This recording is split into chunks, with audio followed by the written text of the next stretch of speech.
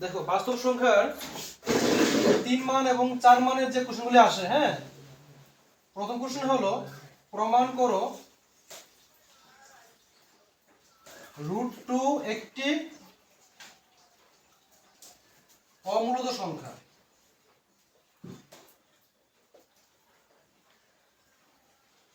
এখানে √2, √3 এবং √5 তিনটা অঙ্ক আছে, তিনটার মধ্যে একটা অঙ্ক পরীক্ষায় আসবে, এটা কমন ধরে রাখো, স্ট্যান্ডার্ড হোক বা বেসিক হোক। ক্লিয়ার? তাহলে ফার্স্ট আমরা কিভাবে এটাকে করব। এখানে √2 হোক বা √3 হোক বা √5 হোক, তিনটা অঙ্কের সেম প্রসেস, সেম নিয়ম, সেম লেখা হবে, কোনো ডিফারেন্স নেই। ফার্স্ট ধরে নেবে, ধরি √2 একটি মূলত সংখ্যা। যেহেতু তোমাকে অমূলত প্রমাণ করতে বলেছে, তুমি ধরে নেবে যে √2 একটি মূলত সংখ্যা।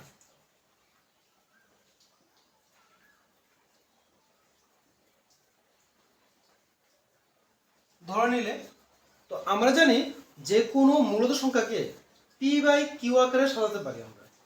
ঠিক আছে, টান দিয়ে উপরে p, নিচে q আকারে সাজাতে পারি, আর q নট ইকুয়াল টু 0 হয় সব সময়। তাহলে নিচে লেখো, সুতরাং √2 ইকুয়াল টু p/q।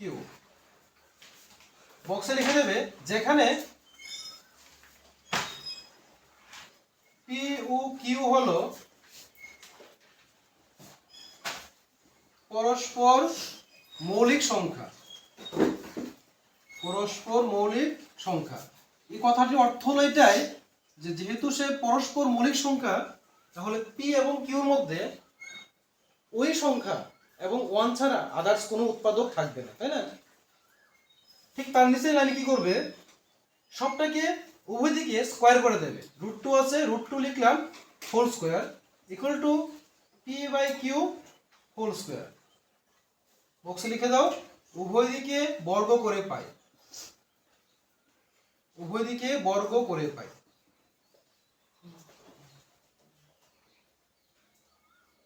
লিখলাম। এখন দেখো √2 হোল স্কয়ার, তো আমরা জানি স্কয়ার এবং রুট যদি পাশাপাশি থাকে, স্কয়ার রুট বাদ চলে যায়, তাহলে এখানে থাকবে কি, শুধু একটা 2 থাকবে, ইকুয়াল টু পি স্কয়ার আছে, পি স্কয়ার লিখবে, নিচে কিউ স্কয়ার আছে, কিউ স্কয়ার লিখবে। এখন দেখো ক্রস মাল্টিপ্লিকেশন করলে 2 এর সাথে কিউ স্কয়ার হবে, আর 2 এর নিচে কিছু নেই মানে কি আছে, 1 আছে, 1 দিয়ে ইন্টু করলে কি হবে, পি স্কয়ারকে পি স্কয়ার হবে। তাহলে আমি লিখতে পারি P square equal two 2q square. দেখো বুঝলে কিনা লাইনটা? এটাকে 1 নং সমীকরণ দিয়ে দাও। এখন দেখো পি স্কয়ারের যে মানটা আছে এটা হলো 2 ইনটু কিউ স্কয়ার, আবার কিউ তো হলো আননোন নাম্বার, তাই না? কিন্তু আমরা যাই হোক না কেন, আমরা জানি সাথে 2 একটা ইনটু অবস্থা হয়ে আছে, তার মানে অবশ্যই আমি এই সংখ্যাটাকে 2 দিয়ে ডিভাইড করতে পারবো। Yes or no?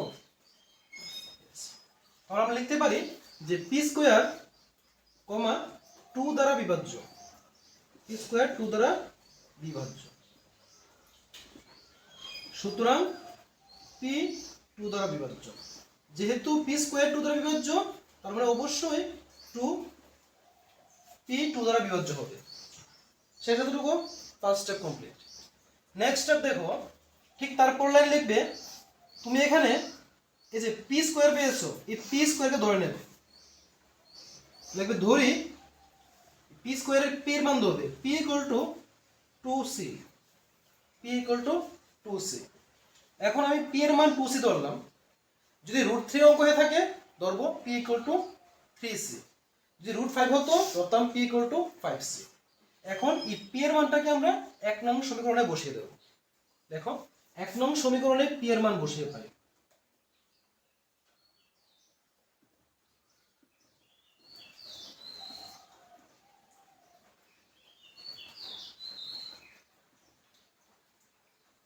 এক নং সমীকরণে পি এর মান বসিয়ে পাই।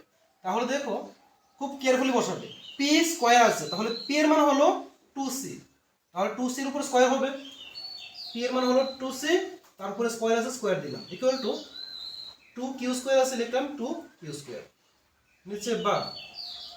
এখন দেখো 2c হোল স্কয়ার, তার অর্থ কি, 2 এর উপরে স্কয়ার আছে, c এর উপরে স্কয়ার আছে, তাহলে 2 স্কয়ার কত হয়, 2 2 4 হয়, আর সি স্কোয়ার হবে 4c² ইকুয়াল টু 2q²। এখন দেখো এখানে 2 দিয়ে এখানে 4 কে আমরা কাটতে পারি, তাই না?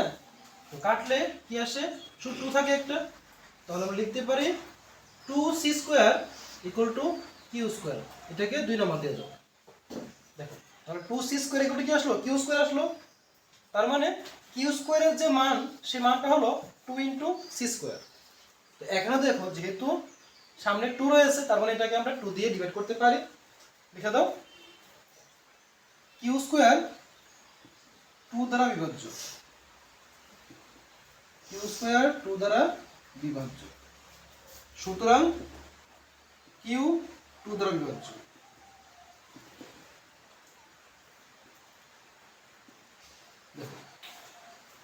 q² 2 দ্বারা বিভাজ্য, তার মানে হলো q 2 দ্বারা বিভাজ্য।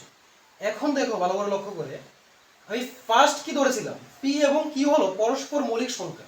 আমরা জানি যেসব মৌলিক সংখ্যা হয় তাদের মধ্যে 1 ছাড়া অন্য কোনো উৎপাদক থাকতে পারে না। কিন্তু যখন আমি অঙ্ক করলাম, ফার্স্ট পেলাম কি, p কে আমরা 2 দ্বারা ভাগ করতে পারি, তারপর উৎপাদক 2 রয়েছে। আবার নেক্সট পেলাম কি, যে q কে আমরা 2 দ্বারা ভাগ করতে পারি। আমরা ধরেছিলাম মৌলিক সংখ্যা যার মধ্যে 1 ছাড়া কোনো উৎপাদক থাকবে না, কিন্তু অঙ্ক করার পর কি পেলাম, যে প্রত্যেকের মধ্যে একটা উৎপাদক 2 থাকে। তারপরে কোথাও না কোথাও একটা ভুল হয়েছে, তার জন্য করে এরকম আসছে, তাই না? নিচে লিখে নাও 1 নং এবং 2 নং থেকে পাই, 1 নং ও 2 নং থেকে পাই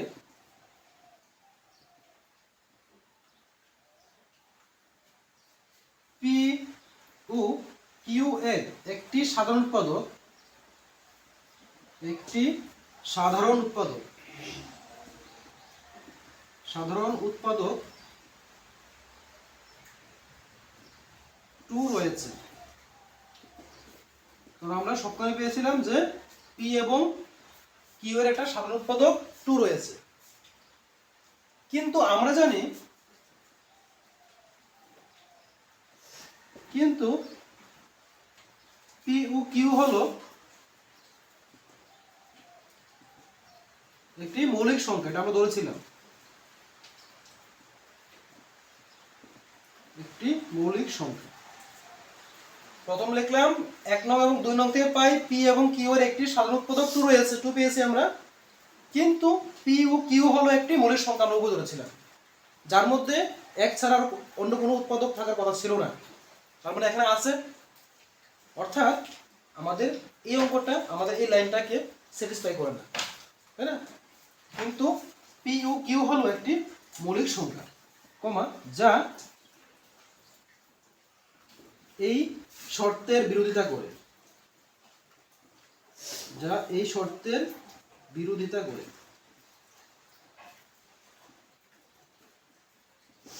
সুতরাং √2 একটি অমূলদ সংখ্যা।